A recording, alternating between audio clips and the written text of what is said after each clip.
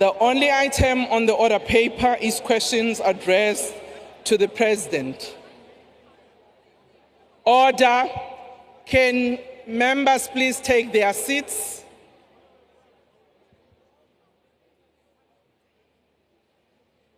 Honorable members, can you please take your seats?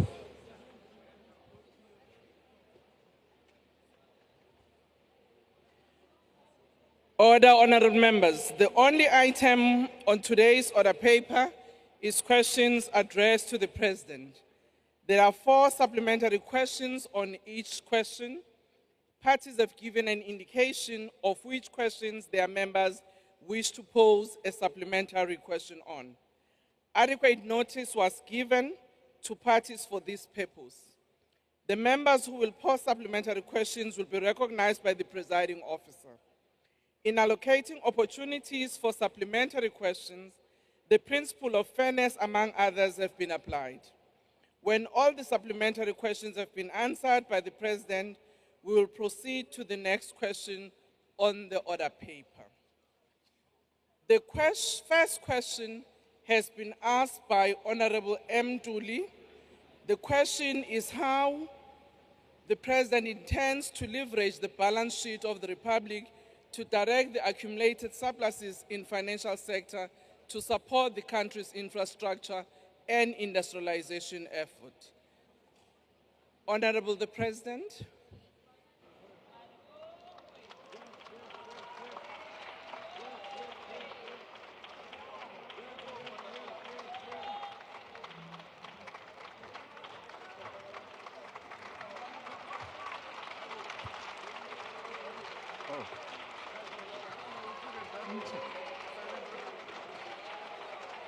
Honorable members, can you please take your seats?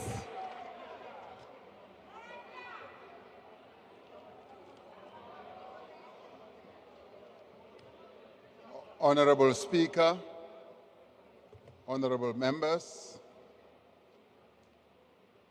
for South Africa to achieve the levels of economic growth it needs, it is essential that government and business work together to scale up investment in infrastructure. This includes undertaking structural reforms to remove the binding constraints of energy supply and inefficient freight and logistics. Government has committed to a very ambitious infrastructure build program. Infrastructure spend by government will encourage and enable greater private sector investment. As government invests, it incentivizes the private sector to follow in suit. And this, we envisage, will happen, as it is happening now, in areas such as electricity generation, electricity distribution, rail stock, as well as water distribution. However, there is an important distinction to be made between public and private resources. Resources held by financial institutions, including those that are held by pension funds, are the funds of pensioners or workers whose hard-earned money will be used for their retirement. They are not state resources. To facilitate infrastructure investment, government needs to provide those savers with a reasonable return and ensure that these funds are safeguarded. So the investments in whatever infrastructure project needs to be prudent. National Treasury amended Regulation 28 of the Pension Funds Act of 2022 to enable longer-term infrastructure investment by retirement funds is relevant here. The amendments that were introduced have a definition of infrastructure and set an upper limit of 45% for investment by pension funds and infrastructure. To further facilitate investment in infrastructure and economic development, the limit between hedge funds and private equity has also been split. There will now be a separate and higher allocation to private equity assets. It is increased from 10% to 15% to allow for greater investments in infrastructure by these entities.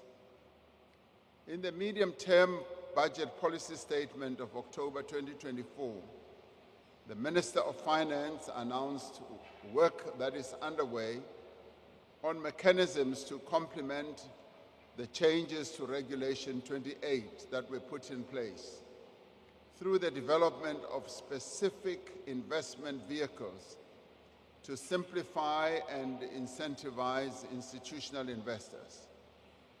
I do believe that details of these mechanisms will be published and better articulated by the Minister as he presents the budget.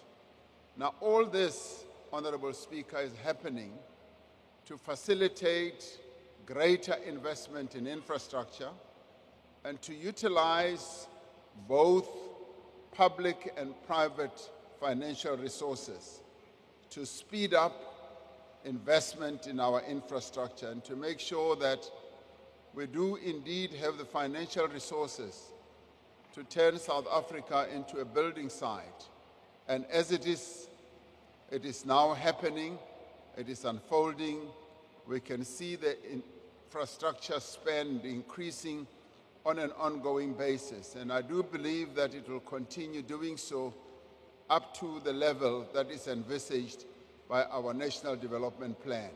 So we are on a good roll in as far as infrastructure investment is concerned. And we will see more and more of infrastructure spend and built, and we will be able to achieve what we have been articulating in as far as infrastructure is concerned. Thank you, Honorable Speaker. Thank you, President. Honorable Ntuli. Thank you very much, Madam Speaker. Good afternoon to you, honorable members and the President. And thanks, President, for your reply in this regard. But, Mr. President, my own observation is that the pension funds have not taken advantage of the amendment to Regulation 28. Because since that was done in 2022, there hasn't been any tangible investment coming from their direction. So my question is, has the President made any assessment as to why that advantage has not been taken care of? If yes, in your findings or preliminary findings, Mr. President, what are the impediments and what intervention that in your own view may be required to entice the pension funds towards this investment, because we all agree that it is in the interest of the developmental agenda of our country. Thanks, Speaker. Thank you, Mr. President. Thank you, Honorable Speaker. Yes, what Honorable Ntuli is talking about is true. There hasn't been much take-up, and in many ways, there are a number of impediments, and one of those is the project preparation process. Because in order for projects to be properly funded, they need to be presented as bankable, as sufficiently processed, as to be the type of projects that will, one, be done within budget, within the time frame that's set out, and be properly presented to their own investment committees. Now, one of the weaknesses that we have heard, and this has been articulated over and over again, Minister Ramaphosa, when he was heading Infrastructure South Africa, he worked very diligently in establishing ISA, but also in working on the project preparation process. And one of the things that was done through Investment South Africa, which continues to be done, through the Ministry of Public Works and Infrastructure is to build capacity both at national as well as provincial level so that projects can be properly assessed and be prepared for investments. Now, this has been one of the key weaknesses that we have had. Financial institutions, both pension funds and others, have been saying, bring us projects that are properly assessed, properly prepared, and we will be able to fund. So in part, the mistake and the fault has been on our side, and now with the regulations clearly articulated, and the Minister of Finance will speak more and more about it when he presents his budget, we've now identified much clearer funding instruments, funding vehicles, but at the same time, project preparation really becomes the key. And we are already seeing all of this beginning to happen. And we also want it to happen not only at national level, but at departmental level as well. So that when a department is allocated funds for infrastructure, they should be able to have a team of people in the department that are going to prepare the project and make it fundable, and then take it to Treasury through the facility we have in Treasury, and finally have it funded by the various institutions, be it the Development Bank of South Africa, where we already have a facility there for project preparation. Honorable Ntuli, I do now believe that more and more projects are going to be properly prepared and they will be able to be implemented. Thank you, Honorable Speaker. Thank you. Honorable Alexander.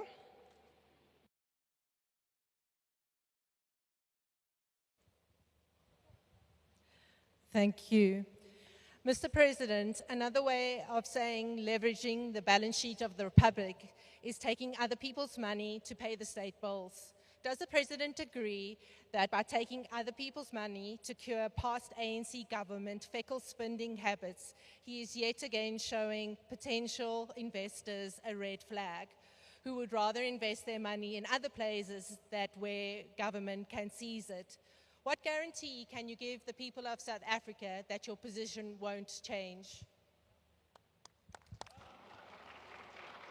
Thank you, Mr. President.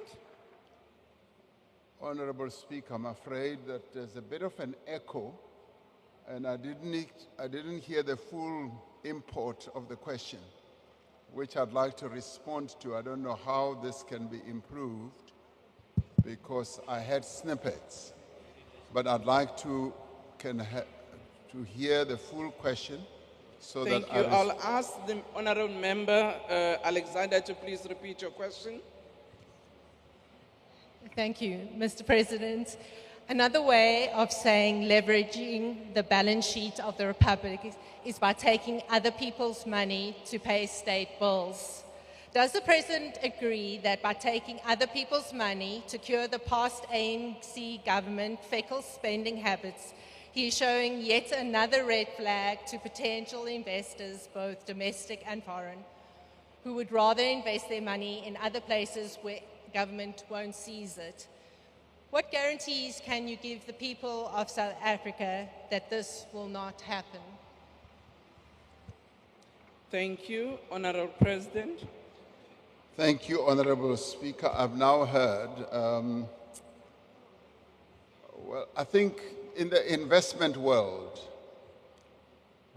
when you attract people to come and invest, you are essentially using other people's money, but that money has to be used for the purpose for which it was meant.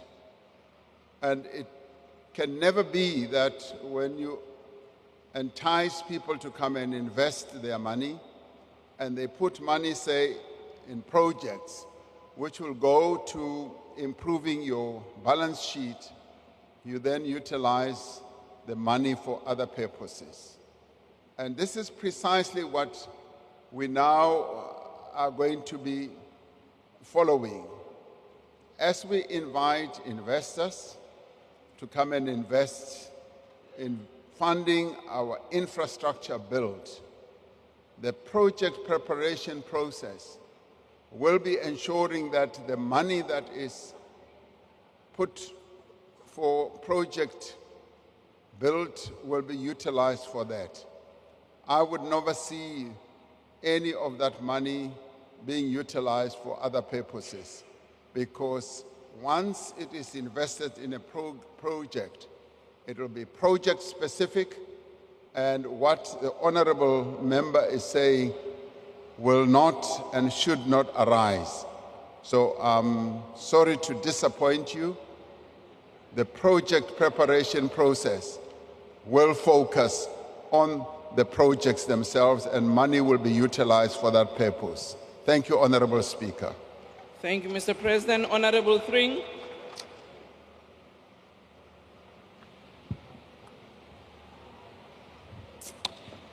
Thank you, Honorable Speaker. Mr. President, in your previous SONA addresses, you mentioned the need for structural change in our economy to address the numerous challenges our economy faces, including infrastructure challenges. Structural changes refers to the policy changes resulting in a shift of the economy's structure, moving it from low productivity activities to higher productivity, capital and skill-intensive activities across economic sectors. Now, Mr. President, as our economy stutters on 0.6% GDP growth, can you outline succinctly what specific economic structural changes, including policy changes, you have initiated to support South Africa's infrastructure and industrial growth without compromising the pension funds of our South African citizens? Thank you. Thank you. Honorable the President. Honorable Speaker, when pension funds will deploy their money or their pensioners' or members' money into projects that we envisage, they will be doing so after careful examination, after prudent analysis. So I'm confident that through their investment committees, they will be able to invest in our infrastructure, knowing that their members' monies will not be lost as they invest in our build-up for infrastructure. Now, what we have been saying is our economy does need restructuring. And one of the ways in which we've been pursuing is to introduce structural reforms. We did say that in phase one, we're going to focus on our network industries. Our network industries are now being repositioned. But as we do that, we're also seeking to focus on transformation, the transformation that will make the economy grow on an inclusive basis. That is going to focus on areas such as water. It delivers services to our people, and that impacts on their livelihoods. But that also gives up opportunities to begin and to deepen the restructuring of our economy as we get our local people, businesses in our towns and in our rural areas and in our townships to become more actively involved in various sectors of our economy. And that process on its own is, yes, working on the restructuring of our economy, an economy that we inherited from the era of apartheid. We are working on it through the various pieces of legislation that we have to ensure that indeed we do move forward with the restructuring process. And this Parliament, this National Assembly, has passed many, many pieces of legislation that are leading us in that direction. So indeed, the restructuring, which is not a one-day event, will continue to take place as we move forward and we also accede to higher levels of economic growth. Thank you, Honorable Speaker. Thank you, Mr. President. Honorable M.A. Maimane.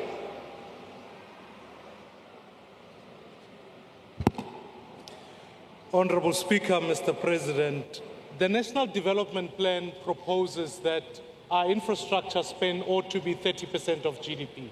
As we sit at the moment, we're sitting at 14%, and the public sector is less than that. Mr. President, you went to Johannesburg recently, which, as you speak about the PRC, some of the fund holders live in Johannesburg. I agree with you, Johannesburg is a mess. People can't get electricity, there's load reduction, there's water problems. So, Mr. President, I ask you, if we are going to invest in infrastructure and show people that we want to see 5% GDP growth, is it not time that we place Johannesburg under administration?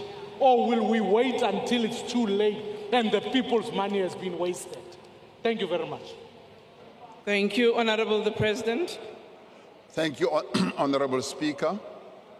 Yes, I did go to Johannesburg, and in our various interactions with a number of key role players in Johannesburg, we were able to find a way in which Johannesburg can be turned around.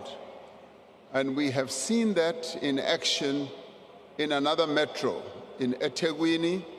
eThekwini was also one of those metros that was just going downhill. And we were able to interact with various stakeholders, they being business, labor, civil society, local government, provincial government, and national government.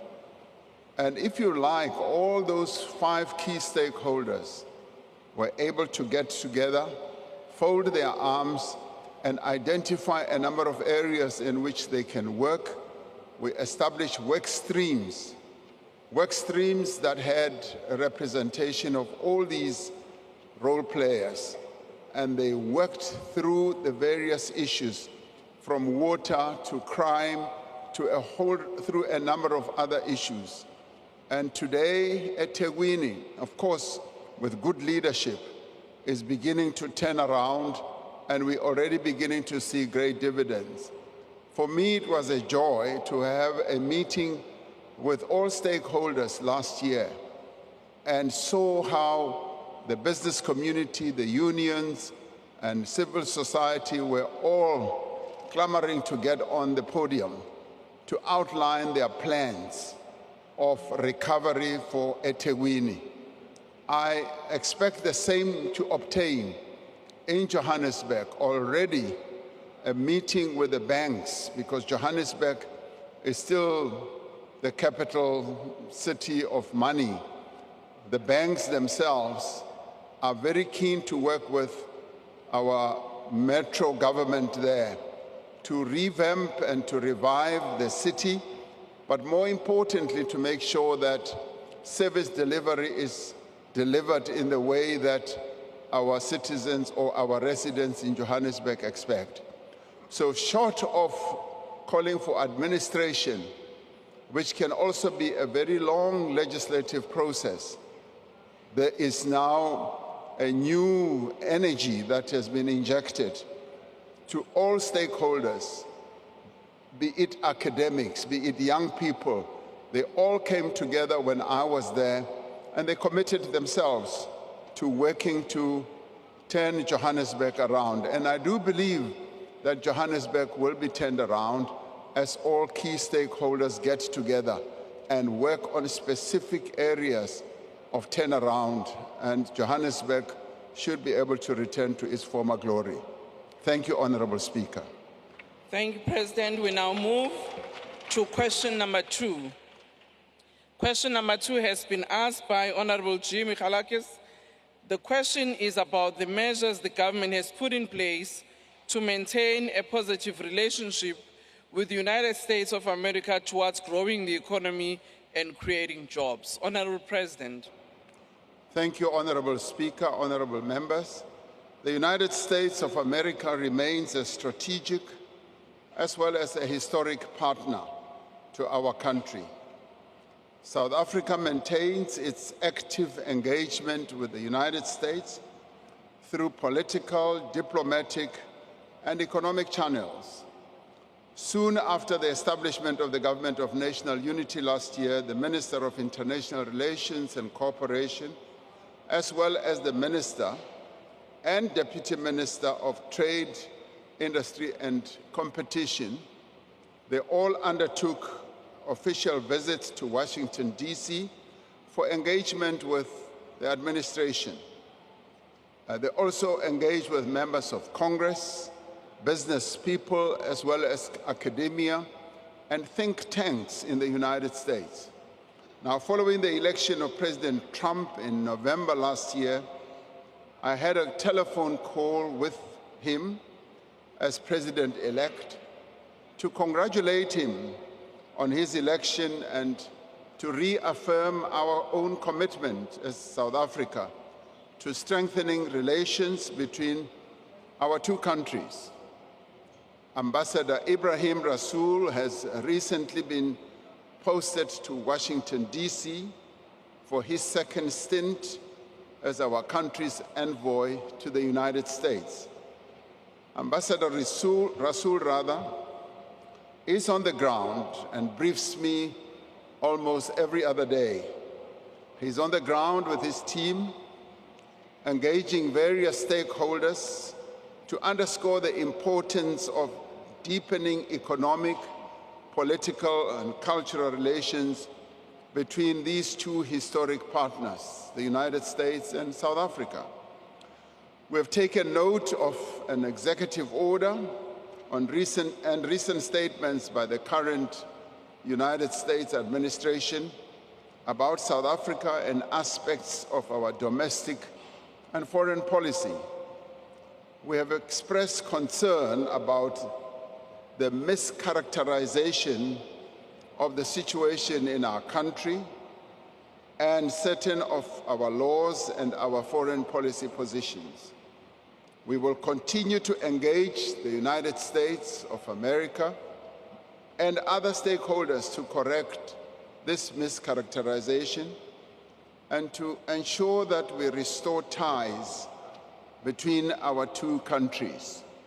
A lot of work is underway through various channels to ensure that the relationship is restored.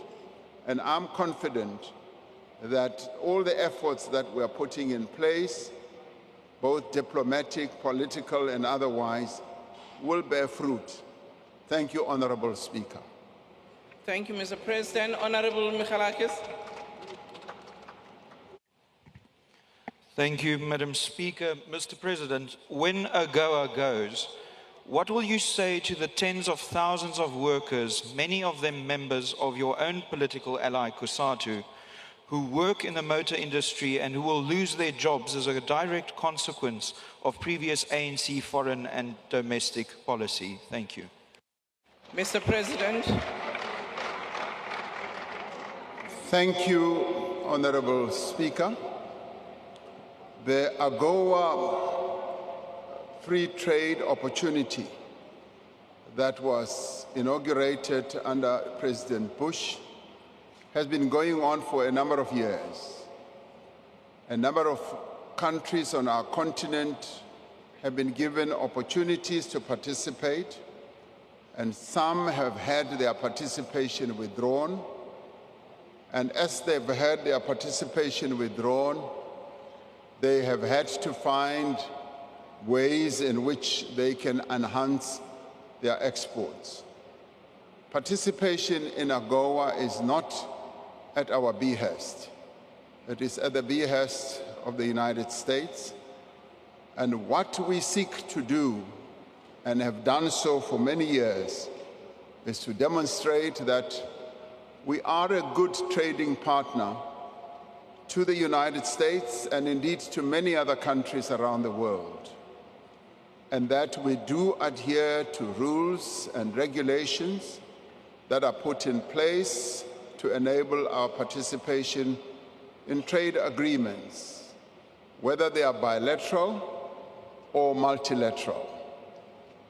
There is going to be a review of the AGOA process, and last year, you might recall, we held the African and US AGOA forum here in our own country, and we were able, together with many other African countries, to demonstrate that we do derive value from AGOA, but we also give value.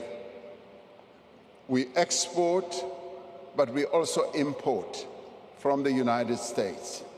So it is a two-way process, as it is with many other countries around the world. As it is now, we continue not only in anticipation of an AGOA initiative, but we continue to expand our export market for a variety of goods around the world. And as we visit various countries, we do actively promote our own country so as to ensure that our reliance on various markets becomes a multiplicity of engagements. In a few days, the Deputy President will be going to Japan, and he will take with him a number of deputy ministers and ministers, and what they will be seeking to do is to open up more market space for South African goods in the East.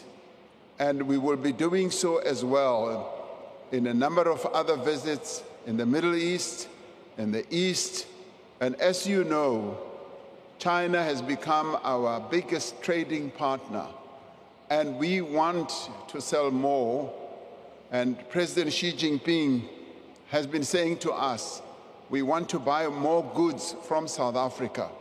And indeed, various other leaders in the Middle East have been saying precisely that. But we want to continue trading with the United States because we sell minerals, we sell vehicles, we sell agricultural products to them. So we do not take the opportunity that we have, as it is called, Africa Growth Opportunity Initiative. We don't take that opportunity lightly. But at the same time, we want to also demonstrate that, yes, we have value to add. As you may want to know, when I spoke to President Trump, when he was president-elect, congratulating him, I informed him that we value participating in AGOA, but I also informed him that we also sell critical minerals to the United States, and the relationship is fairly balanced. So many workers benefit from our AGOA participation, but at the same time, many other American workers also benefit from what we sell to AGOA. So it is balanced, and we want to see that balance and the mutual benefit carrying on into the future. Thank you, Honorable Speaker. Thank you, President. Honorable Mukutu. Thank you very much, Speaker. Mr. President, there are fly-by-nights such as AfriForum and Solidarity, who without any political mandate, but they are narrow interest groups who want to hijack our foreign policy by propagating misinformation to hamstring South Africa from advancing transformation policies. Mr. President, what is your view on AfriForum's and Solidarity misinformation crusade in the USA? And do you think their actions are treasonous? Thank you. Honorable President. Thank you, Honorable Speaker. I have expressed my concern and my disappointment at what AfriForum and Solidarity have been doing in spreading misinformation about their own country in the United States. And I regard that as being non-patriotic, because when you are a patriot of a country, the best you do is to resolve the problems or issues you have in country rather than begin to damage the sovereignty of your country by running off to other countries and expecting them to take action against your own country. Because in part, through what they have done, they have instigated the action that is now being taken against the people of South Africa. And the fact whether that is treasonous or not is a matter that obviously our law enforcement agencies need to look at. The National Prosecuting Agency needs to look at that. But I take a dim view, in fact, a very negative view of what has ensued as they run around the world, bad-mouthing their own country and putting their country into disrepute, not by things that are happening, but by misinformation. And that also leads to dividing our own nation, because what they are seeking to do is to spread racist statements about their own country when we are involved in building a nation out of the throes of a very divided situation that we suffered under. So I am hugely disappointed and take a dim view of what AfriForum and Solidarity have done. Thank you, President. The next question will be asked by Honorable Douglas. Thank you, Honorable Speaker.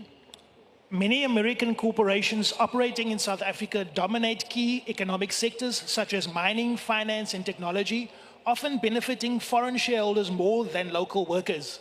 Furthermore, South Africa is vulnerable to US dollar fluctuations, with over 70% of our trade conducted in US dollars.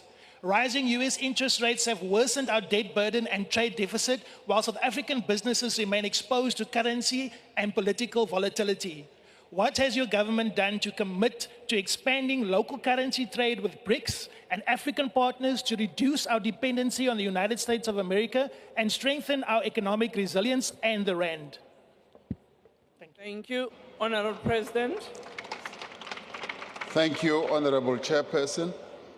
We continue to strengthen our own economic resilience, and we do so in a variety of ways by spreading our involvement with many other countries, our membership of BRICS, and indeed our participation in the G20, and also when we keep being invited to the G7, and our membership of the G77 and the non-aligned movement means that as a country we seek to participate in various forums to advance the interests of South Africa and to make our own economy resilient. And that is why our foreign policy is about advancing our own national interests, first and foremost, and also ensuring that South Africa becomes more and more of a resilient country. The issue of currency has been flighted in the BRICS discussions. That is underway, and of course, the US dollar and other European currencies continue to be currencies that are utilized in trade and what have you. And in the end, our own economy has to be strengthened so that even as we trade with various other countries, we trade as a strong economy, an economy that we are strengthening. In a few days, or a day or so, 2 days, we're going to be having a summit with the European Union. The European Union and South Africa regularly have their own summits. This is now our turn to host them here in South Africa. And in that summit, we are also going to discuss issues of economic growth and trade and how we continue relating to each other at a political level. And through those engagements, What we seek to do is to advance our own country's interests.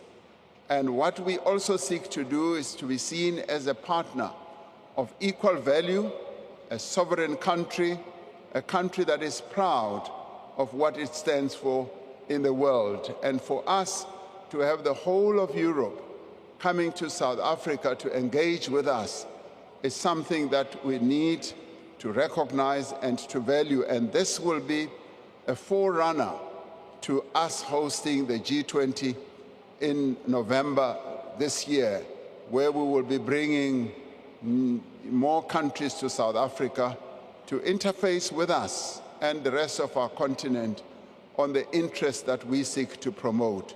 Thank you, Honorable Speaker. Thank you, Honorable President. Honorable Throlip. Honourable Speaker, some members in this Parliament, including ANC ministers, believe that we can exist in splendid isolation from the United States. The fact that our country cannot break through the 1% economic growth rate, whereas sub-Saharan countries are growing at 4.2% and other developing countries are growing at 3.6%, I assume that you recognise this when you said at your SONA that you'd be dispatching forthwith envoy delegations to the USA and the rest of the world. Not only have you been beaten to this by self-appointed envoys, and your Deputy Secretary General this weekend said that there's no need yet to send envoys to the USA. Mongameli, uthepa uzimisele ukuba singohlukana neMelika singazamanga ukuxoxa nabo malunga isikhohlakalo sabo malunga ilizwe lethu. Thank you, Honorable President. Honorable Speaker, yes, indeed. I did say that we will be sending envoys and delegations not only to the United States but to various parts of our continent as well as the world. That is still our intention. And when it comes, for instance, to Europe, we will be having Europe coming here. So right now there's no need for us to send envoys to Europe. They will be here. The President of the European Union and the President of the European Commission and others of their leaders will be here. And we are going to have good exchanges on a variety of issues that we would have wanted to exchange with them. When it comes to our continent, we continue to engage with our sister countries through the African Union and through the joint sessions of the economic communities on our continent, and we will continue through the various envoys that we have to engage. When it comes, for instance, to other countries like China and others, we've had the opportunity to also engage with them during the G20 occasions or summits that involve foreign ministers and finance ministers. So our engagements continue, and our Minister of International Relations and Cooperation continues together with his deputy ministers to travel around the world. When it comes, say, for instance, to the United States, no, we have not been beaten to it. We've been in very good preparation. And the counsel that we got, which is very useful counsel from a number of quarters, is yes, the United States is now in a milieu of being very transactional. They would like to see what transaction can be crafted with any country that they interact with. And that process is underway through our various departments, and in time, I will be able to send the envoys that should go, and they will be going under the rubric of advancing our foreign policy. Foreign policy is the preserve of the executive. Other people who keep going hither and thither, in the end, do not represent South Africa. South Africa is represented by the executive of South Africa. So be rest assured, we will be following through. The mandate we have in terms of our constitution is to ensure that What we do in relation to other countries advances the interests of South Africa, and the executive that I lead will be doing so. So be rest assured, ungothuki sizawulandela yonke into efanele ukuthi ilandelwe, Honorable Trolip. Musuhlala apho ungangcazela uthukile, ungoyiki sizayilungisa lento. Enkosi. Enkosi Mongameli, sizawuqhuba ngoku siye embuzweni wesithathu. Question number 3 has been asked by Honorable the Leader of Opposition. The question is about how the Government of National Unity will eradicate the glaring disparities of inequality and unequal wealth distribution, which remain in line with apartheid racial classification. Honorable President. Thank you, Honorable Speaker, honorable members. South Africa remains a highly unequal society. Despite progress that we have made in several areas, inequality continues to exist in our country. Participation in the economy and the distribution of wealth still reflects the racial and gender divides of the past, of both the colonial as well as the apartheid past. In responding to this fundamental challenge, we are guided by our Constitution, which places a responsibility on the state to take measures to redress the effects of past racial discrimination. This is specifically stated in our Constitution.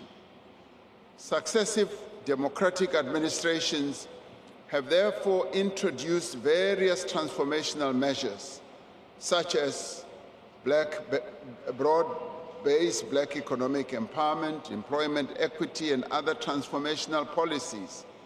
And they have introduced a variety of legislative laws or laws that seek to address the imperative that was stated in our Constitution.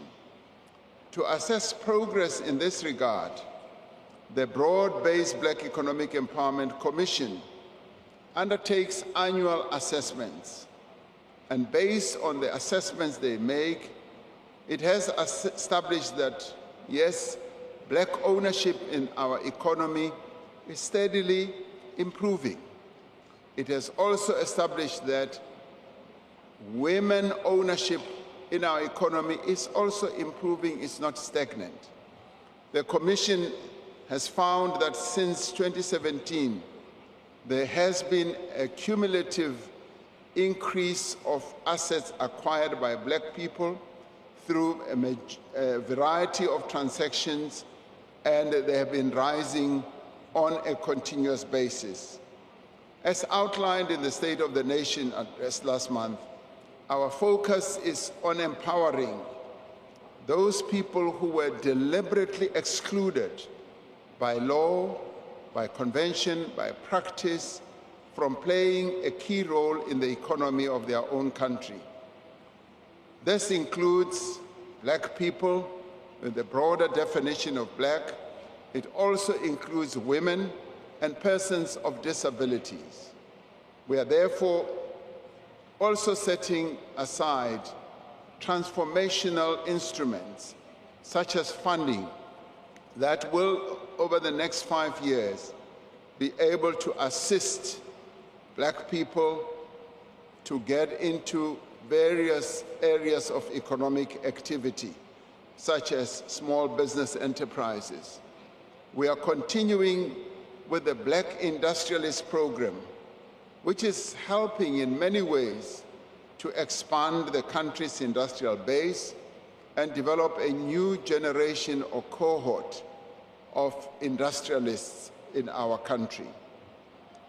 Having regard to the fact that many industrialists of the past were also aided and abetted by the apartheid regime, and it behoves on us as the administration under democracy to give whatever assistance that we can. We are working with industry players through various master plans that we've put together and other initiatives to increase black ownership in key sectors of the economy, but we're also creating opportunities, ensuring that black people do now have greater opportunity to play or to be active in the economy of the country, something which was previously only reserved for white South Africans. Government is also supporting the growth and development of small, medium, and micro enterprises, especially in townships and in rural areas. These businesses are vital drivers of economic growth as well as job creation and poverty reduction. The work underway to reduce inequality is not limited to these direct interventions in the economy. Around 60% of non-interest spending goes to programs that form part of the broader social wage. There aren't many countries in the world that delineate up to 60% to spending on social wage. When I last looked, I found that we were at the upper level of many other countries. Significant progress is being made in areas like education, which is one of the most critical instruments to reduce inequality and foster prosperity for all. We have significantly expanded access to education for children and young people. Today, more than 10 million learners go to public schools where they do not have to pay fees. Last year, over 900 students from poor and working class backgrounds received funding to study at universities and colleges, and I think this year it will top even 1 million. We are making grade R compulsory, that all children have a solid educational foundation that will contribute to their success later in life, because success should be engendered when children are still young. Through the introduction of the National Health Insurance, we are working to reduce the huge disparities in access to health care. This will improve the quality of life of millions of poor South Africans and to reduce the cost of their health care and improve their productivity. Now, through the provision of subsidized housing, of free basic services for the indigent, as well as through land reform, we are helping to reduce inequality and better enable people to participate in the economy. And obviously, the task is huge. It is huge, and we are doing everything to ensure that many people are not left behind. All these interventions taken together contribute to reducing inequality and to improve the level of participation by black people in the economy. Now, to achieve greater and more meaningful economic empowerment, we need to grow the economy at a much faster rate and create jobs that are needed by the people of our country. That is the central focus of this administration. That is why even in the statement of intent signed by the 10 political parties that participate in the government of national unity, the very first priority is about growing our economy and creating jobs. This we do to foster the transformation that is needed in our country. I thank you, Honorable Speaker. Thank you, Mr. President. Honorable Leader of the Opposition. Ngiyabonga kakhulu somlomo ohloniphekileyo. Umbuzo olandelayo ngizocela ukubuza ngesiZulu. Uyavuma yini na Mnumzane Ramaphosa ukuthi yinye nje kuphela into eyoqeda usizi kanye nenhlupheko ebantwini abampisholo futhi kuphele nendlala kanye nesikhala esikhulu kwezomnotho phakathi kwabantu abadla imbuya ngothi kanye nalabo abadla idombolo likapondo iningi labo abandlebe zikhanya ilanga. Leyo nto ke ukushintsha usection 25 we-constitution so that wonke umuntu abe ne-access emhlabeni, strain abantu bethu sikwazi ukulima sonke. Mangabe umbono wakho ungahambisani nombono we-MK party, kungani na, Mongameli? Thank you, Honorable President. Thank you, Honorable Chairperson. The issue of land reform is a matter that is top of mind for this administration. And through a variety of programs, through a variety of initiatives, we are fostering this objective. We agree that indeed access to land, we agree that our people working the land is a historic objective that needs to be attained. We are in the process of ensuring that we do give our land or the land to our people. I will admit that we've been slow. We have not been as fast as we ought to have been, but at the same time, a number of agricultural economists do testify to the fact that progress is being made, and it is being made in a determined manner. And when we look at the agricultural sector itself, where land is a very important ingredient, we do find that, yes, the participation of black people is still at the lower level, but it is said that it is increasing. What we need to do is to hasten that process, and we hasten it through the various initiatives and progress that we have. And as we do so, we seek to equip our people to work the land more effectively, to ensure that there is productivity on their land.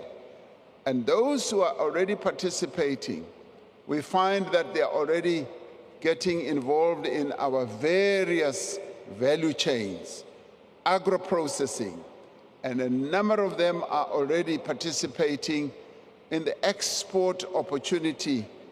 And it's been a joy for me to find that some of them are in citrus exports, they are in various parts of agricultural products exports. And when we look at categories of, say, agricultural products, we do find that black people are acceding to appreciable levels, but we still need to increase that exponentially. Section 25 of the Constitution does give us opportunities. We have now enacted a piece of legislation, Expropriation Act, that is also going to give greater muscle, greater ability for us to address the land question in South Africa. So a multiplicity of initiatives are underway, and I am confident that, yes, we will finally be able to achieve the objective that our people have struggled for over the years. Thank you, Honorable Speaker. Siyabonga Mongameli. Sichibiyelo sombuzo wesibili sizothathwa ilunga elihloniphekile uKJ Maimel. Thank you, Honorable Speaker. Honorable President, acknowledging the continued government commitment to economic transformation, particularly through the introduction of the Transformation Fund, what measures will this administration consider to ensure that the financial sector implements fair and transparent capital financing practices to support small and medium enterprises, black-owned businesses, and historically disadvantaged individuals, and to foster economic inclusion, especially given that research has indicated that the private sector, particularly financial institutions such as banks, may be engaging in preferential treatment in funding applications, disproportionately benefiting certain groups while disadvantaging others. Thank you, Honorable Speaker. The Honourable President. Thank you, Honourable Speaker. As one talks to a number of black business people, one continues to hear the recurrent challenge that they face, access to finance.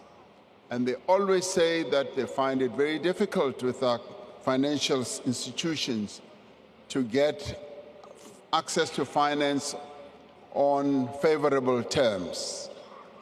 And they often go to state financial institutions like the IDC, like a number of other institutions that we have set up, and are able to get finance. One of the reasons why we decided that we will come with a transformation fund is precisely to address the challenge that a number of small medium enterprises face. And through the Department of Small Business, we are fostering the access to finance, but also other measures to assist small and medium enterprises. So through this fund, we hope and intend to make finance accessible, but other assistant measures as well, so that we can enable black people, particularly women, to be active participants in the economy. And this is what this fund, working together with other financial institutions, aims to do. And through this, we will hope to attract more funding also from the private sector to see the value of supporting small and medium enterprises, as they should be playing a key role in the growth of our economy, and they should be creating up to 60% of the jobs that we have in our economy, as they often do in many other countries. So there is a clear intention to utilize such a fund effectively to support small and medium enterprises, and particularly women-owned and led businesses. Thank you, Honourable Speaker. Thank you, Mr. President. The third supplementary question will be asked by the Honourable Boshoff. Thank you, Honourable Deputy Speaker and Honourable President. With the transfer of power in 1994, there was pressure for creating a political equality through a federal dispensation which could facilitate the creation of economic equality.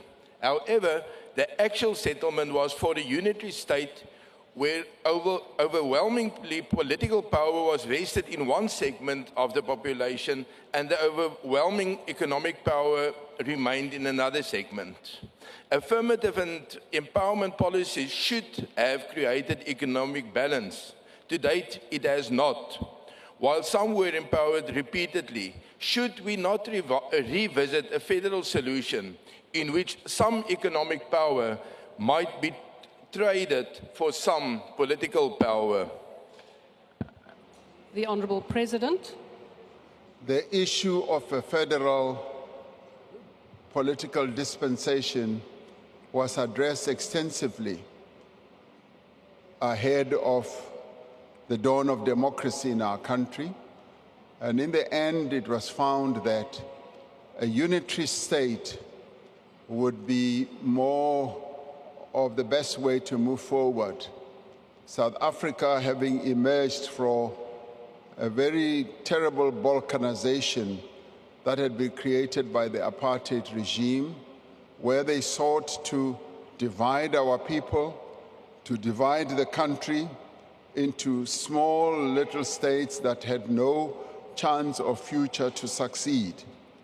The unitary state idea or notion was found to be the best, where we would be able to create a nation that is united, that we would be able to create a country that would work together to advance the interests of all. And it's interesting that you should talk about the divide that still exists between those who have economic power and those who don't. Political power is spread. We are one of the most admired nations when it comes to the spread of political power, because we are a democracy in which various political parties participate, both at national, provincial, and at local level. So political power is diffused, and it is the political system that was found to be the best for our country, particularly through proportional representation. The economic power is still the major challenge that we face, because those who have always held on to economic assets and economic power resist to embrace the transformational agenda that our country seeks to achieve. This is where real work still needs to be done by all of us as South Africans to diffuse economic power so that all South Africans can benefit from the economy of their own country, as set out in the Freedom Charter, which said, and written by our forebears, the economic wealth of the country should be shared by all. As it is now, it is shared, by your own admission, by just a few people.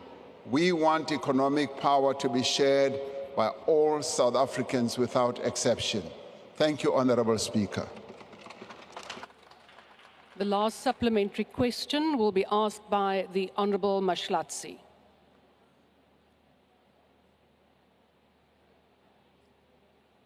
The Honourable Mashlatsi. It does seem that the Honourable Member is not in the chamber, and we will therefore proceed, Mr. President. Question number 4 has been asked by the Honourable Chabane. The question is about the current status of the process of the unconditional ceasefire and cessation of hostilities in the Democratic Republic of the Congo. The Honourable President. Thank you, Honourable Deputy Speaker. On the 8th of February this year, there was a joint summit between the heads of state of SADC and the East African Community in Dar es Salaam in Tanzania to deliberate on the security situation in the DRC. In that meeting, the joint summit directed the EAC and SADC Chiefs of Defense Force to meet and provide technical direction on, amongst other things, the immediate and unconditional ceasefire, as well as the cessation of hostilities, as well as the reopening of the Goma airport. An extraordinary summit of SADC heads of state and government of the Organ Troika met on the 6th of March to receive updates on the security situation in the East DRC. The SADC organ, as well as the defense chiefs responsible for promoting security in SADC, decided that we should continue with the process of ensuring that there is a ceasefire. Now, South Africa attended the summit as one of the troop contributing countries. Now, this Troika, having deliberated on the report of the Defense Subcommittee, felt that we should make recommendations that will be put forward to the summit of the SADC heads of states to be convened soon this week.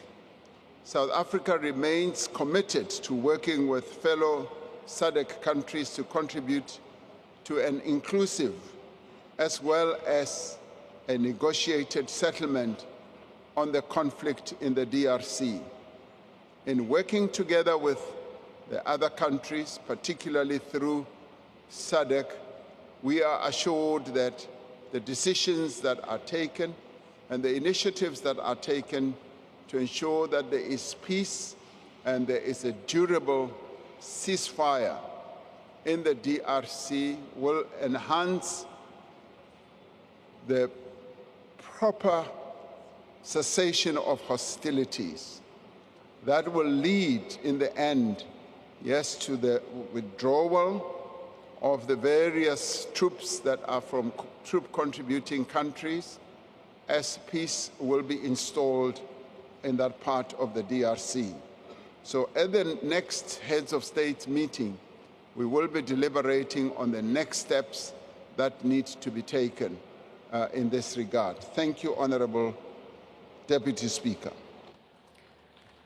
Thank you, Honourable President. I have been informed that the Honourable Mashlaule will take charge in A. I now recognise the Honourable Mashlaule. Thank you very much, Deputy Speaker.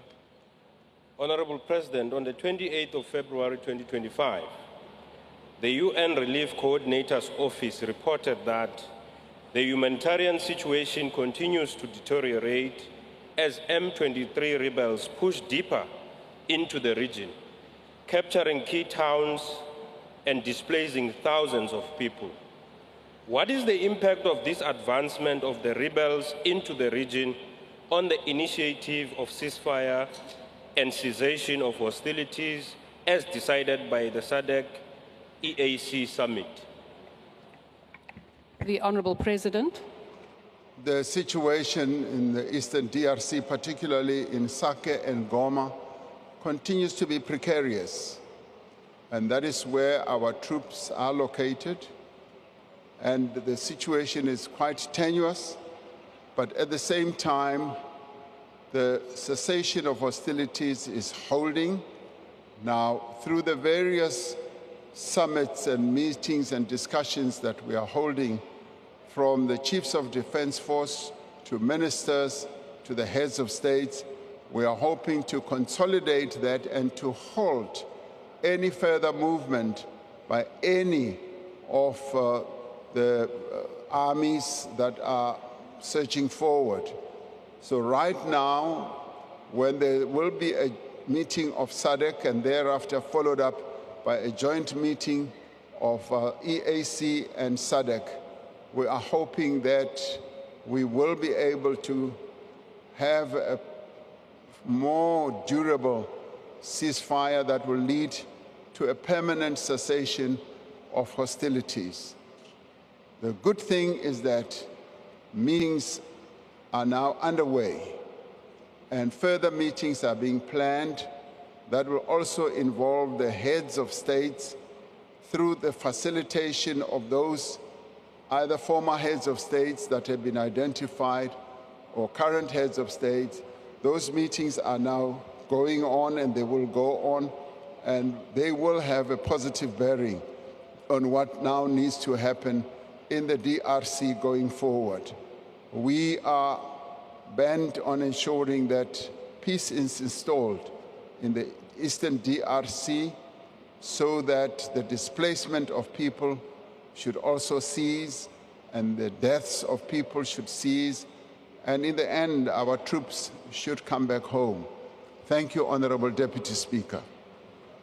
The second supplementary question will be asked by the Honourable Hutton.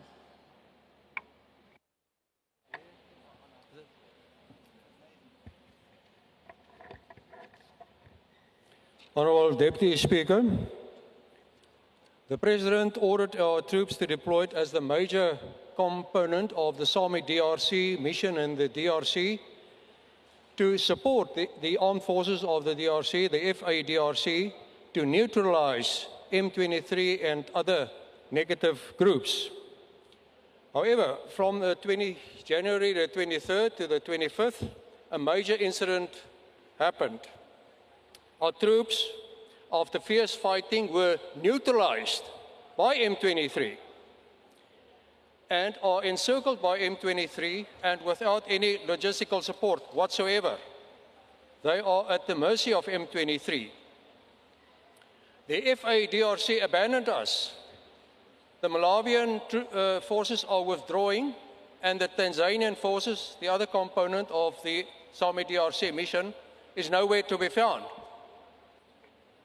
So, and may I add that any escalation in this stage in North Kivu... Honourable Hutton, your time is running out.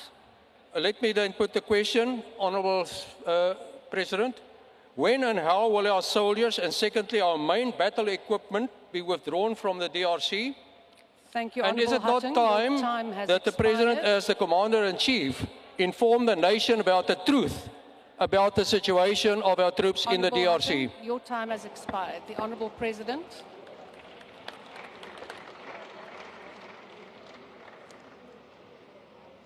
From what I think I heard, as Honorable Hatting had run out of his time, yes, information has been presented by our Minister of Defense on the situation of our troops.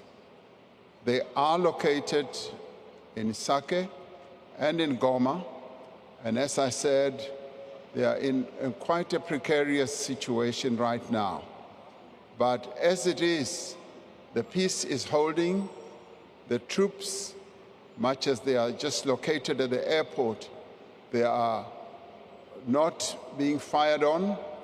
And in Goma, there is a sense of peace, and we want to consolidate that. And the discussions that are ongoing now are aimed at ensuring that we have a durable, as I said, a cessation of hostilities. Yes, facing all these challenges has meant that we have to be in discussion with the various other armies in the area, including the M23, about a variety of issues, including logistics, the movement, so for instance, of food stuff or food supplies, and indeed the provision of water and electricity. So all that has been happening on an interactive basis. And a peace that should now be fully consolidated is in the offing. And we are hopeful that once that has ensued, we will be able to indeed get our troops back home, as the other nations also yearn for the end of hostilities, so that their own troops should go home. Thank you, Honourable Deputy Speaker. The third supplementary, Honourable Manyi. Honourable President, you may take your seat, please. There is a point of order. Honourable Manyi. Yeah, thank you, Deputy Speaker. Deputy Speaker, the point of order, or rather clarification, is on you. Whether will you give the other members the same dispensation of speaking past their time? Because the questioner had gone past his time and you were graceful to him. Will you be graceful to everyone? Thank you. Yes, Honourable Manyi, I will try to be graceful when it is necessary and required. Honourable President, we will proceed. The third supplementary question will be asked by the Honourable Matiase. Thank you so much, Deputy Speaker. Mr. President, the tragic resolution which gives chiefs and generals of the defense the authority to provide direction in the conflict in the Eastern DRC is an abdication of responsibility and surrendering political and diplomatic responsibilities of SADC heads of states to an unelected military officials. How is this resolution advancing the AU Agenda 2063, which commits to the silencing of guns and ending all wars, conflict, and prevent genocide by 2030? Mr. President, how do you intend to handle and deal with a belligerent, intransigent President Kagame, who openly challenged you to go into a battlefield, and we seem not to be willing to go there, and yet you are still keeping our soldiers, sons and daughters in the battlefield? We want answers to these questions, Mr. President. The Honourable President. Thank you, Honourable Deputy Speaker. The matter of silencing the guns on the African continent is a matter that is being handled by the African Union. And as it is now, the conflict in the DRC is also being handled by the African Union. And in this regard, the chairperson of the African Union, who happens to be President Lorenzo of Angola, is also one of the key facilitators in ensuring that this conflict does come to an end. He, as the leader of the facilitators to bring this conflict to an end, continues to be preoccupied with how best he can bring together the warring parties, those countries that are involved, as well as those non-state actors that are involved in this conflict together.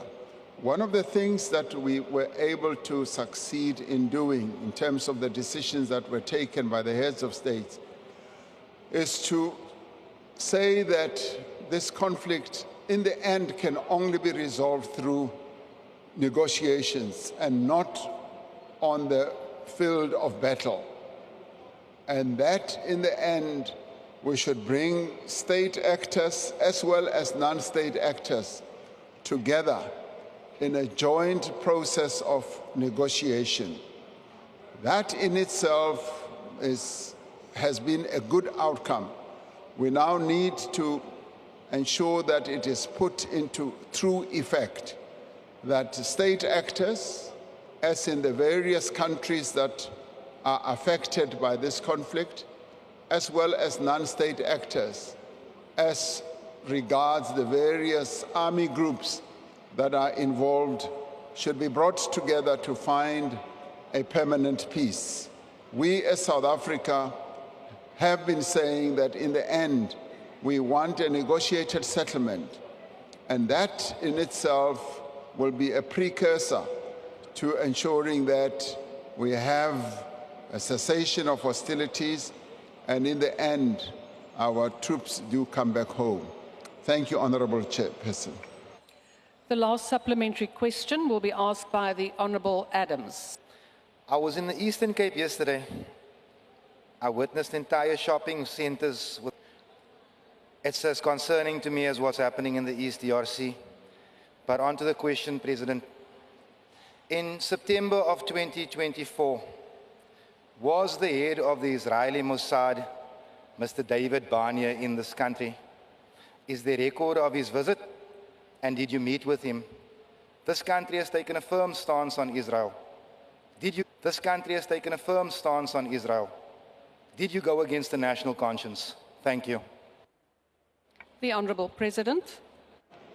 In fostering peace in all conflicts around the world, we as South Africa have said that we will be willing to engage with those who are interested in ensuring that there's peace, even at times when they may seem not to be interested.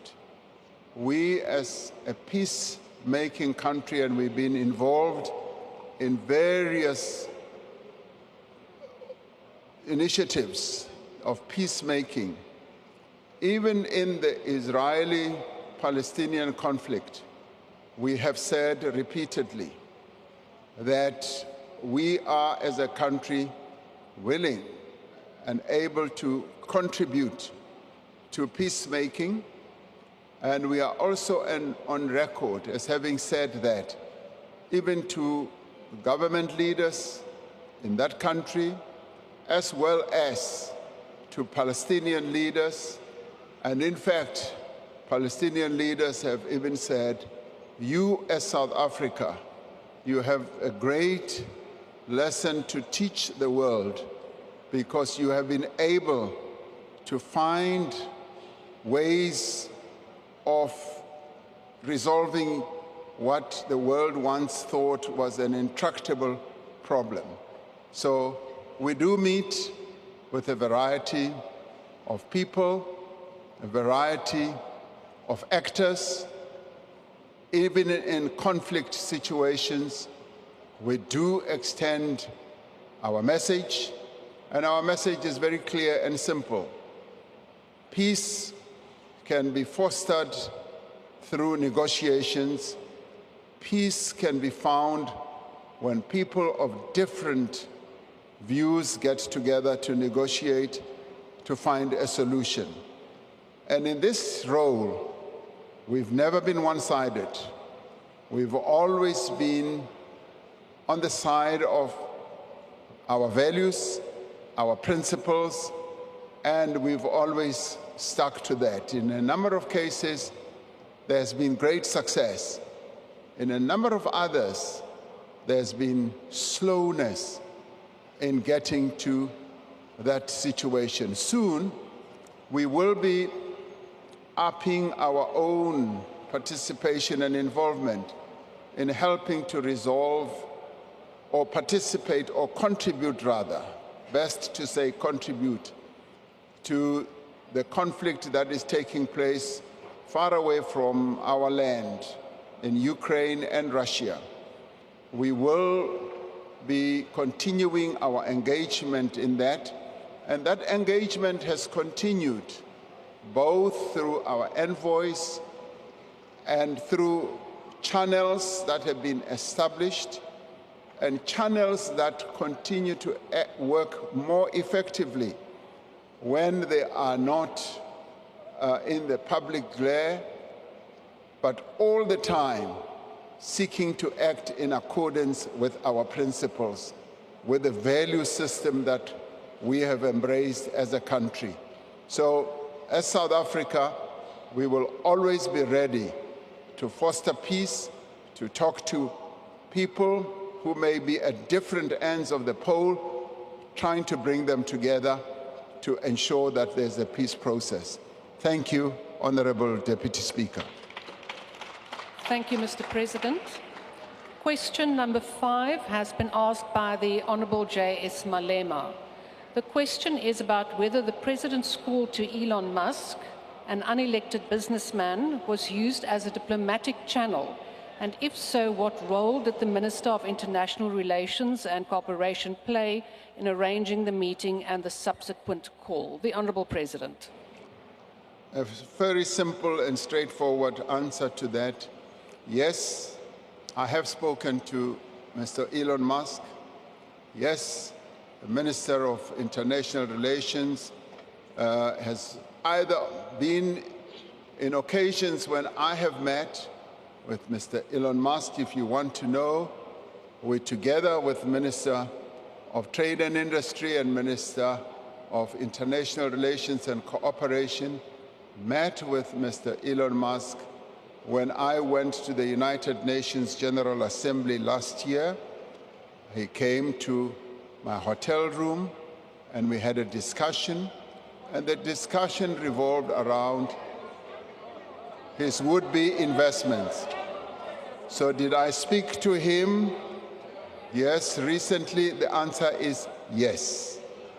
And this we do because we continue to engage with a variety of people through diplomatic channels, as well as we engage with them through various constituencies in countries that we have relations with. And as I've indicated through this conversation that I had, we were able to have a discussion on what was a mischaracterization of what was being said about our country. And he being a person who is quite, I would say, influential, whether one likes it or not, as we interact with various people, business, academic, research, or otherwise, we do interact with people who we believe are able to discuss issues with some people in very official categories. So we do talk to non-state actors as well as state actors. And we will continue to engage with people both inside and outside of South Africa to promote our country and to promote the interests of our country. There's just nothing sinister about the various discussions that we hold with a variety of people, even on an ongoing basis. When people make contact with us, yes, we talk to them, but we always make sure that our foreign policy positions are advanced and they are not undermined or diluted. Thank you very much, Honorable Speaker. The first supplementary question will be asked by the Honourable Malema. Thank you, Deputy Speaker. Mr. President, I don't know wittingly or unwittingly, when you were answering the question about our relationship with the USA, not once have you mentioned DERCO or Minister of International Relations. And this is as a result of you having met Elon Musk during the UN General Assembly and knowing very well the views of Elon Musk about South Africa, racist, white supremacist views about South Africa, which led to you meeting him because you thought you were going to clarify those issues. Unrepentant racist became emboldened and then made more bad remarks about South Africa even after meeting you physically. You still saw a need to go outside the diplomatic channels and made a contact with an individual, not using diplomatic relations or mechanism within which we resolve diplomatic disputes as South Africa. Don't you think you individually have emboldened white people to undermine us, and you have single-handedly destroyed the diplomatic relations of South Africa with other countries, and you have destroyed and juniorized the Department of International Relations? Mr. President. And Elon Musk, and worse, Elon Musk, you organized a meeting with him or that telephone conversation through his immoral father, politically, economically, and otherwise. A man who has engaged in business in South Africa through illegal means, even when he has admitted to do so. Those are the type of characters you can't speak to. Imagine, Mr. President, had they said Donald Trump called the Guptas during that time. What were you going to say? You are going to say that Guptas are an independent state actor. You are not going to say that. You are going to feel undermined. And that's exactly what you have done. What are you saying about established practices of resolving issues in a diplomatic way and diplomatic channels in South Africa? Do you have a full confidence in the Minister of DERCO and the department itself? You speak about an ambassador in Washington or New York. That ambassador belongs to the Department of International Relations. Instead of talking about international relations, leadership, and the department, you talk about ambassador. But when you talk about DRC, you talk about Minister of Defense is doing 1, 2, 3. You don't say ambassador in DRC is doing 1, 2, 3. Thank you very much. Honourable President.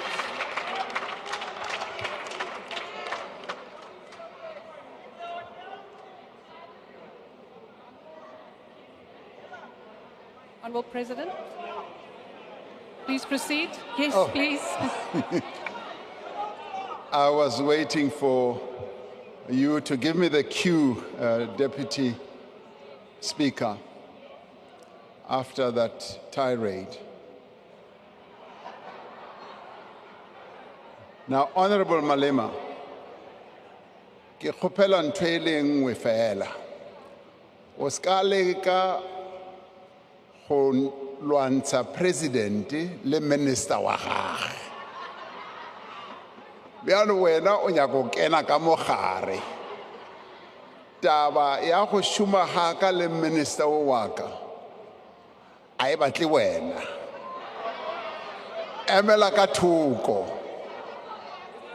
Emela ka thoko ka obane wa bona ha re le di meeting tsa rena tsa cabinet kapa di thing kapa au yo wena o ba o se gona le gore re shumisana byang ka bane minister o re ha fetsa go etsa dilo tsa gagwe a bolela le batho wa mpotsa. Le nna ke fetsa ho bolela le batho, ke a mmotsa. So wena bjale o leka ho kena hare ha rena, nka se dumele ntho e nngwe. Le hanyane nka se dumele. So we work in a very interactive way. And as I said to you, there is just no way we can say we don't talk to certain people who are either non-state actors or state actors. The discipline that I have always followed, if you care to know, is to always keep my colleagues informed, and they always keep me informed. Be they ministers or deputy ministers, we always know when we do certain things that have to do with the Republic of South Africa. So ke fella hona mowe o ska re lwantsha, ke a kgopela. Deputy Speaker. Deputy Speaker. Deputy Speaker. Honourable President, it seems that there is a point of order. If you can please just take your seat. Yes, Honourable Member, Honourable Thank you, Matwe. Deputy Speaker. With all due respect, the President did not answer the question. Instead, he went on educating us about his relations with the Minister of South Africa. You might have appointed him, but he's serving for the people of South Africa. And when there's something wrong that you are doing, allow your members of parliament to tell you and show you that this is wrong. Because you can't have the department that has been undermined the way you are undermining it. The minister is there for a purpose. He's there to have interactions with the international community, not for you to be engaging with criminals, Mr. President. So please, Deputy Speaker, with due respect, the President did not answer the question. We ask respectfully for the President to answer the question. Thank you, Honourable Matwe. That is up for the President to decide whether he has answered it. He is the replier to this question. Honourable President, there is another point of order before we proceed. Honourable Manye. Thank you, Deputy Speaker. Mine is a different one. I'm just worried about the mics here. You know, when Honourable Malema was speaking, you put your mic on, your lips were moving, but there was no sound. Just now you will say somebody disregarded your ruling. Can we get the IT people to attend to the sound, to the mic issue? Thank you. Thank you, Honourable Manye. Yes, indeed, there is a little bit of a problem with the switch here. I'm quite aware of that, so I am concentrating that it switches on before I speak. Honourable President, please proceed. Thank you, Honourable Speaker. It's a simple answer. In whatever I do not seek to undermine any of the colleagues I work with. Thank you, Honourable Deputy Speaker. Thank you, Honourable President. The second supplementary question will be asked by the Honourable Gigaba. Thank you, Honourable Speaker. There is obviously an urgent need for a new multi-pronged strategy in relation to the new geopolitical risks that we are facing, especially in light of recent US elections and the treasonous actions of AfriForum and Solidarity. Mr. President, can you provide light to the nation as to measures government is taking to ensure that we harness national consensus, patriotism, and solidarity and responsibility, including that of people of South African origin living abroad, to persuade them to contribute positively towards projecting South Africa positively globally, advance our national interests, and combat anti-South Africa and anti-transformation propaganda? Thank you. The Honourable President. Honourable Deputy Speaker, thank you.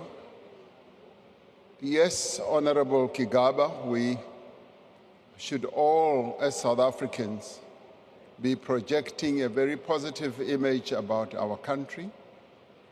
And this much we have said, particularly to people who either through the work they do, through their travels, have an opportunity to interact with people in various other countries as they travel, as they work elsewhere, and indeed in whatever they say. We often say that be proud of your country. We are a sovereign nation, and we stand very proud amongst nations of what we are and what we've been able to achieve since the dawn of our democracy. Let us speak about all that, and whatever problems and challenges we have, we should have opportunities to discuss them here at home. We have said that incessantly also to the business community who are able to travel all over the world, and that message seems to have been heeded and is being heeded as we speak now, because they are coalescing around what South Africa is and what South Africa is all about. And we have not had much of negative talk from them about their own country. And indeed, in our engagements with people, South Africans who are in the diaspora, we also seek to foster that type of message. When I've traveled to various countries, particularly in the US, we do take time to meet South Africans who are in the diaspora, who often say that we want to continue engaging with the leadership of the country so that we can hear exactly what progress is being made, so that we can beam it much louder where we are. So this is a mission that all of us should take up. Wherever we have time to interact with various people, let us be projecting that type of messaging to the world, to those that we interact with. So thank you very much, Honorable Kigaba, for putting that firmly on the agenda, and I do believe that it should be firmly put on the national agenda so that all of us as South Africans should act out our patriotism, and by doing so we are able to demonstrate to all and sundry in various countries that we are proud of our country, and our country that is standing as a sovereign country, a country that will not allow itself to be tossed hither and thither or even be bullied by other stronger and bigger nations, because we are a country that is proud of itself. Thank you very much. The third supplementary question will be asked by the Honourable Sali. Thank you, Honourable Deputy Chair. Mr. President, Elon Musk, the unelected businessman as described by Honourable Malema, is funding a foreign campaign in support of genocidal attacks on Palestinians, apartheid policies, and US aid sanctions against South Africa. We are a signatory to the International Convention on the Suppression of the Crime of Apartheid. When will our law, considering the relevant convention, be ratified, amended, and domesticated and aligned to the convention, whereby prosecution of those supporting apartheid can be pursued, as well as consideration of revocation of citizenship of those supporting apartheid? I thank you. The Honourable President. Thank you, Honourable Speaker. The domestication of various conventions and various protocols that are adopted internationally is a matter that is processed through our various departments, particularly our Department of International Relations and Cooperation. So that is a matter that they address on a programmatic basis and bring forward to Cabinet, and thereafter bring forward to Parliament. So this is one of a number that are eventually going to be brought forward to this Assembly as well. Thank you, Honourable Deputy Speaker. Thank you, Mr. President. The last supplementary question will be asked by the Honourable Kwankwa. Thank you very much, Speaker. President, As South Africa navigates the very complex and multifaceted aspects of the shifting geopolitical landscape, how do you intend to position South Africa in this shifting global political landscape? And two, whether you would consider, as a country, we would consider moving towards countries that are shouldering more global responsibilities in terms of leadership. Thank you. The Honourable President. Thank you, Honourable Deputy Speaker. Our foreign policy is guided by promoting our own interests as a country, also by human rights advocacy, and by ensuring that we have good, mutually beneficial relations with other countries in the world. And to this end, we will work with those countries and those institutions that seek to assist us or help us to achieve our objectives. And our objectives are just clearly stated. They are underpinned by the precepts of our Constitution and by the principles that we have embraced as part of our democratic outlook or architecture. And as we do this, we will seek to work with those who will advance those interests, and our approach will generally be a non-aligned approach. We are non-aligned, and that enables us to be able to interact with various countries in the world. We as a country see ourselves as a friend to all other countries in the world on a non-aligned basis, and that is why we belong to the non-aligned movement, and that is why we have chosen to belong to institutions or forums like BRICS. BRICS, that is a collection of countries, particularly in the global south, that seek to advance and promote each other's developmental goals or objectives.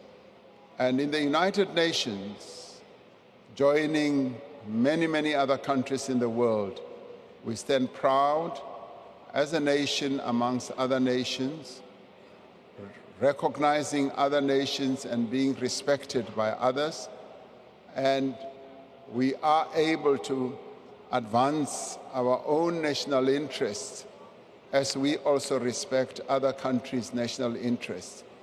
So that is the trajectory that we have chosen for ourselves, and in many ways we are respected around the world, and we are always identified as a country that can contribute to the advancement of a number of priorities that face the world.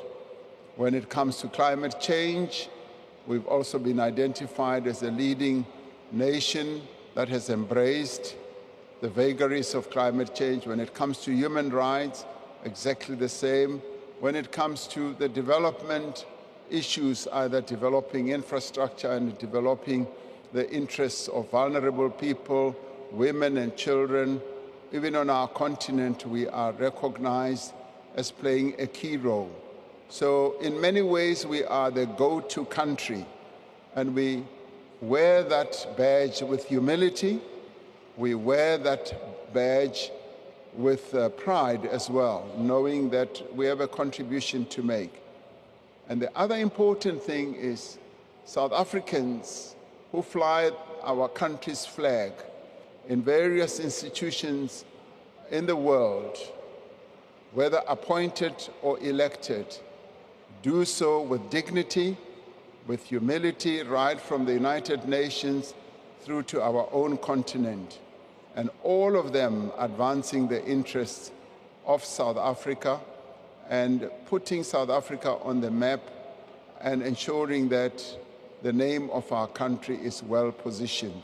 So we do this at the international level, acting to ensure that our foreign policy is in line with the dictates of our Constitution. And we are very proud to be where we are internationally. Thank you very much, Honorable Deputy Speaker. Thank you, Mr. President. The last question has been asked by the Honourable Hadebe. The question is about how the government plans to ensure its new graduate recruitment scheme is inclusive, merit-based and effective in improving the public sector's efficiency and service delivery, and what measures have been implemented to ensure that the scheme is effectively integrated into government departments and state-owned enterprises. The Honourable President. Thank you, Honourable Deputy Speaker. The framework for graduate recruitment schemes in the public sector is essentially aimed at recruiting graduates and young people who have already obtained tertiary qualifications but require some specialized skills, especially in areas such as health, policing, infrastructure planning, engineering, finance, information technology, and other related disciplines.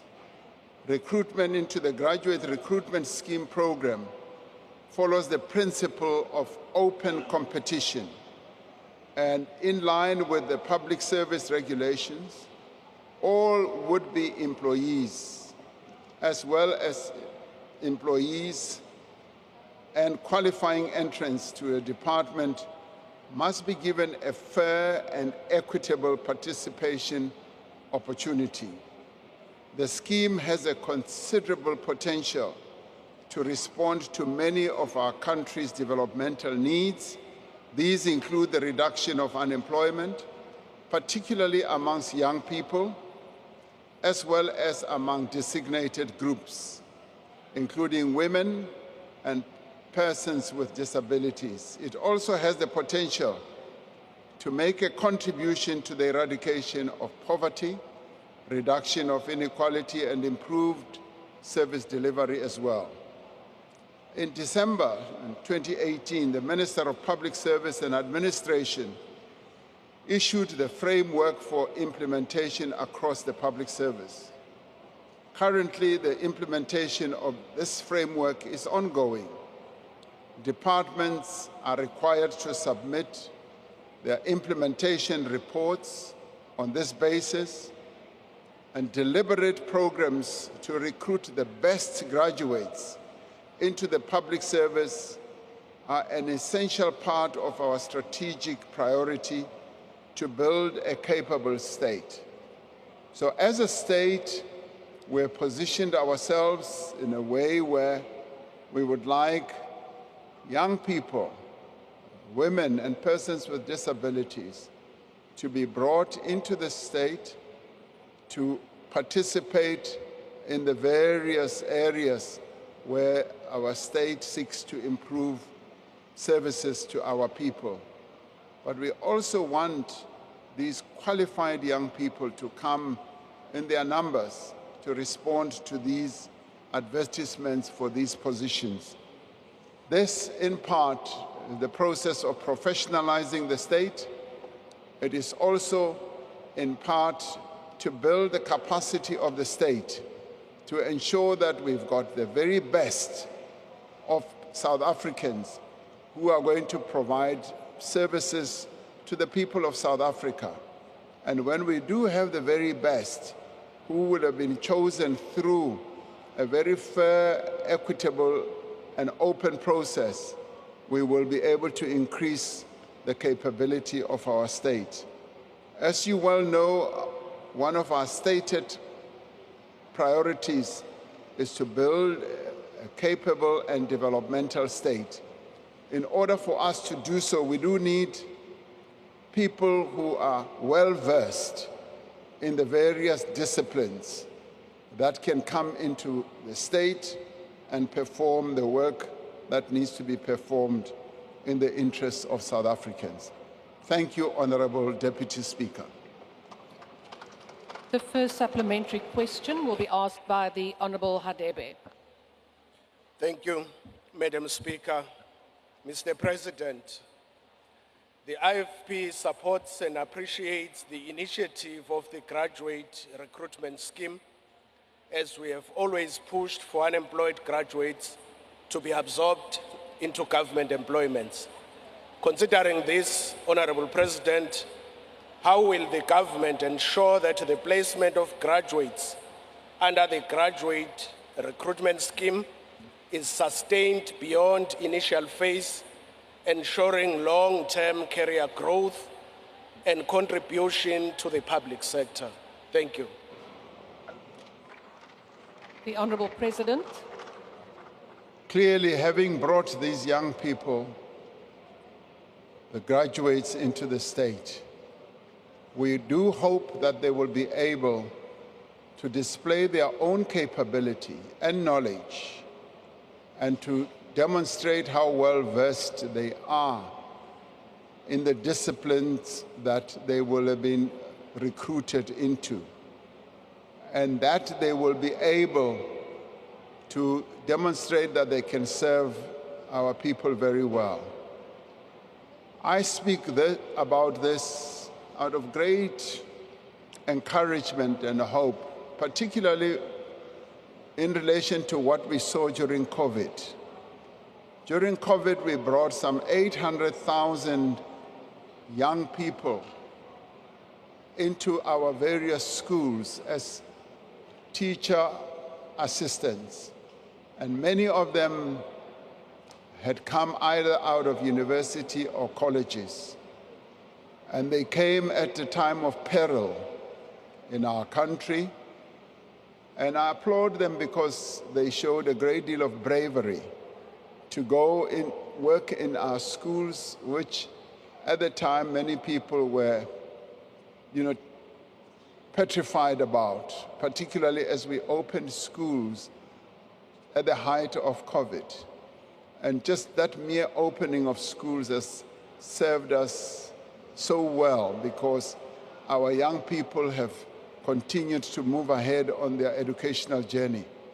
But the defining thing that happened during that period is how many of these young people got into our schools and started demonstrating their capabilities as teacher assistants. Many of them were brought in just for menial jobs, such as helping with either masks distribution or either disinfectants, handlers, and ensuring that the children are safe. But in no time, they were able to perform higher level jobs of being teacher assistants, helping with the IT processes in the schools, also helping with the delivery of some aspects of the curriculum. And it showed us, much as they were just there for a year or just, for a slightly extended period, that it is a wise thing to do to bring graduates and young people into the public service. And we got a foretaste of what it can mean when you bring a new cohort, a younger cohort of younger people, of graduated people into the public service, because it rejuvenates the work that we do in government. Many of the school, either principals or teachers, were so pleased that we had initiated this teacher assistant process. And they were very sad, often very sad to see them go, because these were job opportunities as we didn't have the ongoing finance to support them. So this recruitment process can be made more sustainable as the young people themselves distinguish themselves with their own capability. And as spaces open up and as the older workers retire, we are then able to infill with the younger people who are more qualified in various disciplines. And that is why we've identified these disciplines. Some disciplines that were hitherto not even there in government service. We're now creating them, and the Public Service Department is opening all those opportunities. I see this as the most exciting type of work that we are doing in government at this point in time. Thank you, Honorable Hadeb. The second supplementary question will be asked by the Honourable Maseko. Thank you very much, Deputy Speaker. Mr. President, the graduate recruitment scheme is a promising start, but reality is it needs to fit into wider strategy for transforming our education and innovation system. It means absolutely nothing for young people to graduate without ability to fairly compete for opportunities to put food on the table for themselves and their families. Now, with 80,000 plus graduate certificates that have yet to be issued, some since 2012, how will these graduates be assisted in a fair, transparent manner while promoting diversity and preventing political interference in order for them to benefit from this scheme? The Honourable President. Honourable Deputy Speaker, the mere fact that this program's requirements are opening it up for competition on a fair and transparent basis, in my view, begins to remove the temptation of political intervention or interference, because it needs to be done openly and transparently. Now, the 800,000 or so young people that we brought in was on the basis of precisely this. It was open, and young people presented themselves, and then the best were then selected. I have not heard of any problem about political interference in that. The issue of certificates is a matter that I know is being addressed. It's a matter that has concerned me for the longest time, that why does it take so long after young people have graduated for them to get their certificates? And I'm told that the backlog is now being addressed. It is something that should never really have happened as it is, but it was in the end meant to ensure that the qualifications that people get and the certificates have a sense of integrity as well, but that is being addressed. And of course, we want young people or graduates to be able to get jobs or positions that are sustainable, where they will be able to earn a living and, yes, be able to put food on their families' tables. So that is one of the issues that we continue to balance. And it also has to do with the financial resources that the state has. And in the end, when, for instance, the budget is presented, we should be able to hear precisely the initiatives that we are going to take to ensure that, yes, we open up more opportunities, but those opportunities have to be in accordance with the financial resources that we can muster, because the need is huge, but in the end, our own capabilities are constrained by the lack of massive financial resources. But it is a process that we are addressing and carrying on with a great effect.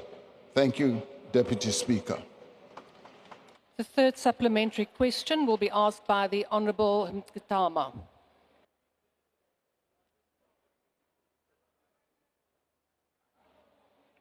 Honourable Mkitama, please proceed. Speaker, I'll be taking the question. Honourable Msezan. Please proceed. Thank you very much. Mr. Ramaphosa, youth unemployment, by the way, the youth there is a majority in this country, remains a key issue currently in our country. But let me first deal with your responses or utterances that you just made in your responses. You mentioned teacher assistants. Mr. Ramaphosa, when there were these great numbers you are referring to with regards to teacher assistants, they ended up teaching in classrooms because of their workload in those very classrooms. as a result of the thousands of unemployed graduates in the teaching sector. Secondly, yesterday I was in KZN, where above 200 unemployed doctors that are graduates were marching to the legislature in KZN currently. And in your response, you also mentioned the healthcare professional. I just want to point that to your attention first before I deal with my question. Could you Honourable Member, your provide time has specific now timelines officially for its expired, but implementation? I will allow you a few seconds more.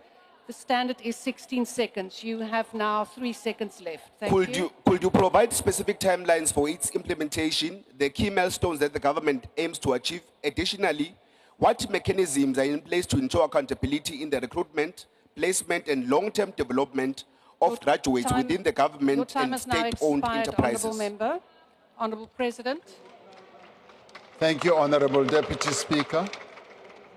The timeframes are in line with the program of recruitment that the Department of Public Service has set out, and the safeguards with regard to accountability and transparency are embedded in the program itself. And where there are areas of weakness, we would obviously welcome hearing what those areas are. And for instance, where there might be political interference, we would want to hear that, because that should never be allowed.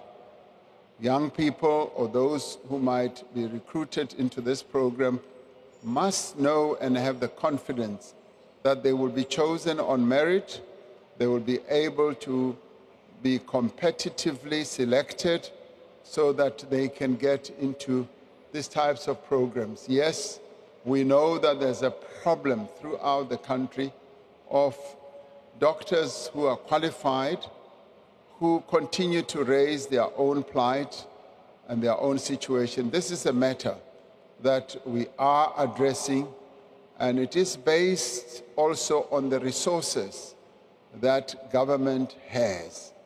And as our resources improve, it is our clear intention that those young people that we have been able to educate as a nation should be able to get jobs, should be able to get an opportunity to serve the nation. That is something that we are working on. Thank you, Deputy Speaker. The last supplementary question will be asked by the Honourable Ghana.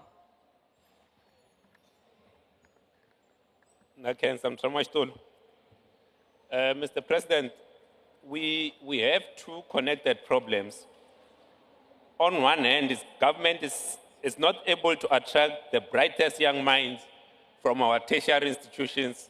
And on another, we have government that's arbitrarily closing opportunities for those over the age of 35. Since your election, what have you done to make government an employer of choice for the brightest young graduates and opening opportunities for South Africans over the age of 35 to work in the public service? The Honourable President. Thank you, Honourable Deputy Speaker. There are a number of initiatives that we have embarked upon to ensure that as many South Africans who are able to contribute to the work of government do come in. And in this regard, we do lay emphasis on, yes, bringing in young people to various key positions where they can make meaningful contributions in relation to the education or the skills that they have acquired. And that is why I said we are concerned about those who have become qualified in various disciplines and cannot find work. Wherever one goes, be it either in the streets of our country, in door-to-door processes, parents always say, this country has been good in educating our young people, but they do not have jobs. And that is a reality that we are having to deal with. And we therefore are creating a number of opportunities And this one is one of those. And we will be able to point to many more young people coming into government service as we ensure that this program does spread. And Honorable Speaker is one of those who to me looks very young and has been given this opportunity to be here as well. So we want more of his ilk to come also to Parliament. But at the same time, we cannot forego or neglect the unemployment status of those who are above 35. So therefore, all efforts are being made by government to also open opportunities for those who are above 35, because there can be a tendency to focus on the young, 18 to 34, and ignore those who are 35 and above. And so we also say that we're opening up as many opportunities as possible, even for those who are above 35. So our approach is comprehensive processes of recruitment, and we, through the recruitment of graduates, are not just limiting to the much younger ones, we're also broadening it. And we have found that in the applications that come through, we do have a number of people who are above 35. So it is all encompassing, and we want it to be all beneficial to everyone who seeks to be employed. And also to bring the brightest, the most able to come and serve the people of South Africa. That is our focus, and it is something that we seek to achieve. Thank you, Honorable Deputy Speaker. Thank you very much for this opportunity. Honourable members, that concludes the questions to the President. I thank the Honourable President.